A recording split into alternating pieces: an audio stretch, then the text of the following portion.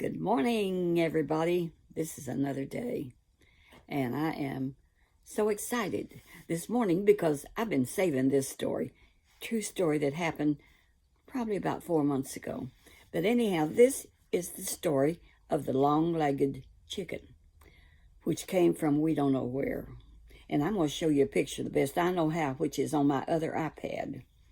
And he's on my husband's front porch of his office. That was the wrong one. Wait a minute. I'm going to get it. Y'all hang on. Now, I want to get this in focus so you can see that long-legged chicken. Can you see that long-legged chicken?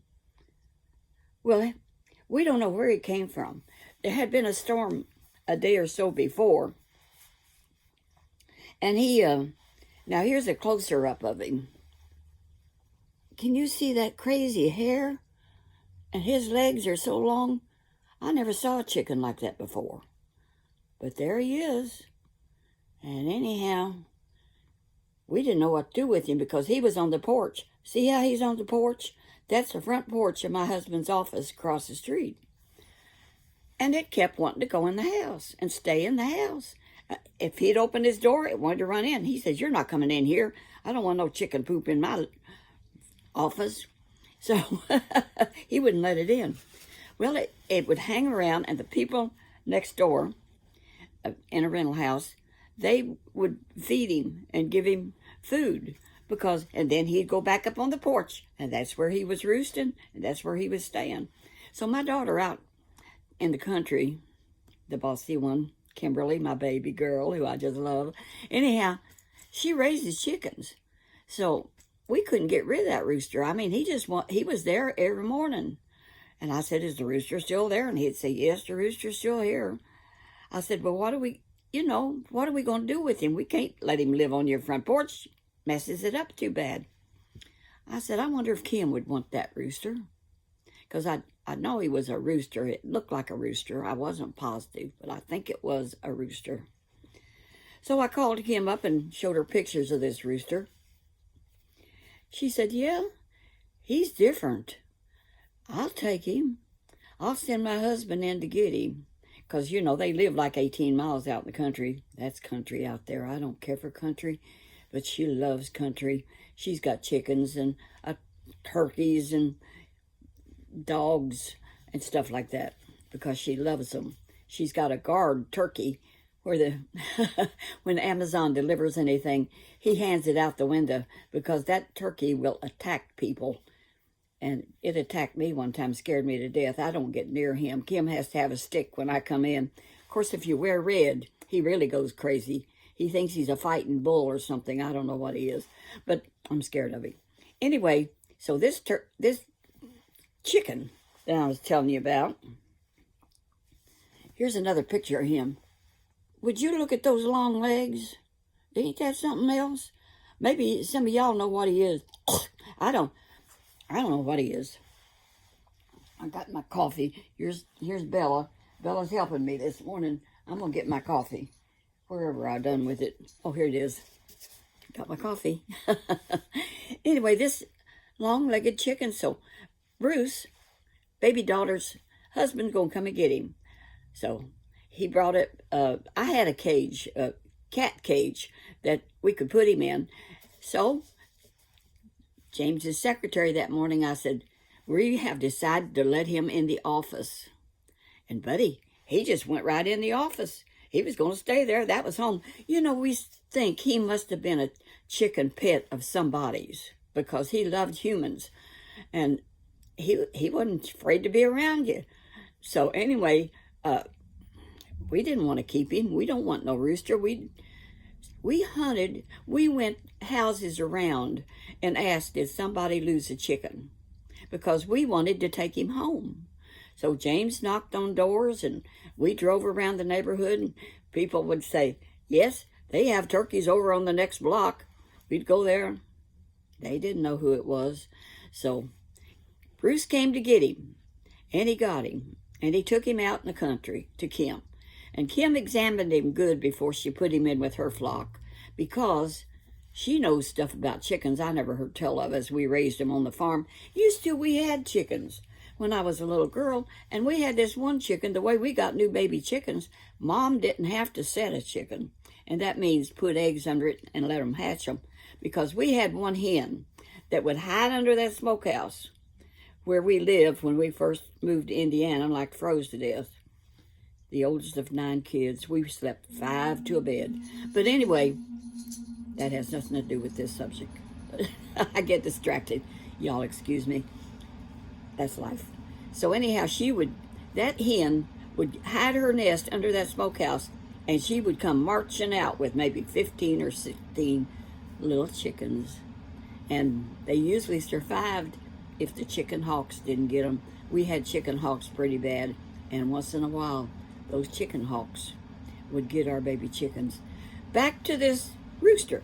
So Kim says, Mom, this rooster is covered with something or other, chicken lice or something. She says, I cannot put him. So she kept him in a separate cage, and that made him so mad. I mean, he's got a temper. He just had a fit. So anyhow, she says, Mom, he is cute. Says, I'm going to name him Razzle. I said, well, he does look like a rascal. No, she said Razzle. We're going to call him Razzle because he's a razzling sight. So that's what she named him. And she keeps us updated on Razzle, how he's doing. She got him deloused and mites and everything off of him, and she turned him in with her flock. He didn't know what to think. He run around in a daze for a long time, like, where am I? What am I doing?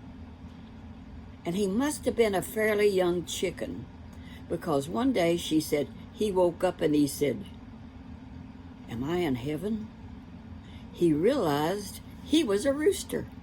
So he got acquainted with the hens. I think a marriage happened. They do it on their own. Maybe they jump over the broomstick. I don't know exactly. But anyhow, he had wives. Kim says he is out there in the lot now, walking around saying, this is not a dream. This is not a dream. This is real. Wow, look at all them girls. Now the other roosters are letting him alone. Pretty well, he's so long-legged, because roosters sometimes fight, but they're not fighting him. He has his way with whoever he wants. Of all the beautiful hens that Kim's gotten, she's got a bunch of them. We get free eggs. Isn't that wonderful? Well, we gave her a rooster, and he is something else. So that's the story of Razzle, the rooster. And I just enjoyed telling it. It was so funny, though, to see that rooster went into James's office and lived there. No way, Jose. So it's a good day today, and y'all be good now. I'm doing the best I can, and this was fun. So here's that long-legged rooster. And the only way I knew how to put his picture on an iPad is from another iPad. And it works. I'm going to show y'all some more pictures sometime. Maybe somebody will teach me how to do it. I don't know how. But I got my other iPad, which is my little one, and I can show pictures off it. I got a lot of pictures. I got pictures of my mother-in-law. Did y'all see the one about my mother-in-law that taught me so much stuff? If you didn't, you need to look at that one. And I'm going to show you what was she an old-timey woman? I guarantee you, she was an old-timey woman.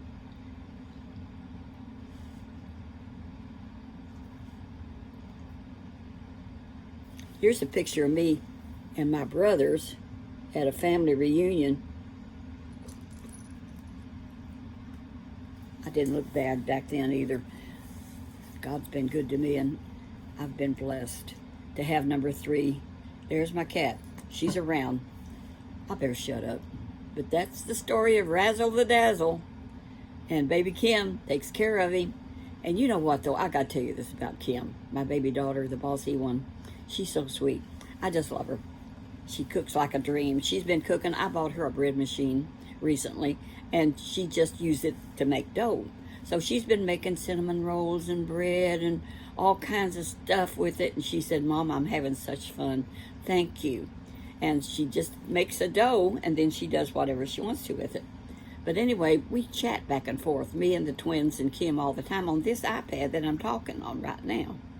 And So the other day I got a little chat from Kim, and this is what she said. My house, Christmas Day, 4 o'clock. Okay.